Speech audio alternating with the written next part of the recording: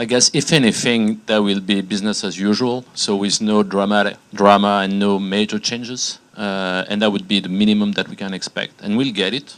And I think we can look for the upside, and the upside is that we may see some changes, some reforms being implemented, and I think that's, you know, my view is that it will not be any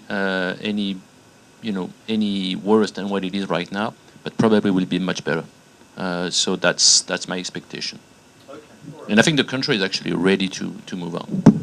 It's very interesting. You have the official country when you read the newspaper, the media, and all that, and the real country, which is actually moving. And I mean, I don't know. I think Larry, you were talking about the startups in Paris. I mean, it's amazing the number of startups that we're seeing every month. I mean, new ones, and it's really something that you don't always hear about and you don't see on the radar screen, but it's really moving.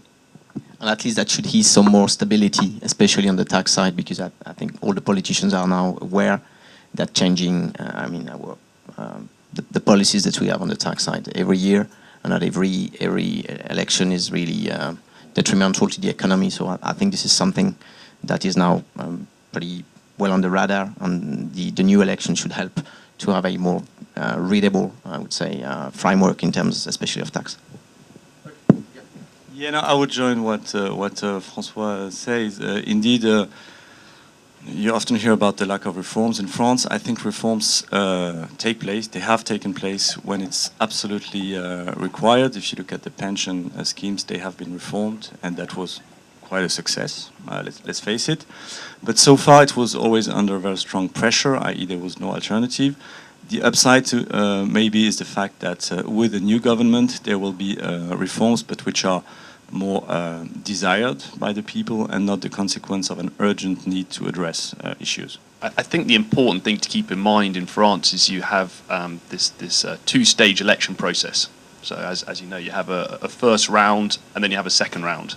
And you know, the vast majority of opinion is that if there is a Le Pen in the second round, it should be a centralist party that wins the election. And I think, you know, you look on a wider European scale and all the other European countries where there is risks of unfortunate, you know, extremist parties, I think France is very low risk, extremely low risk in that. And because of that, there should be stability, and that's what you need in commercial real estate.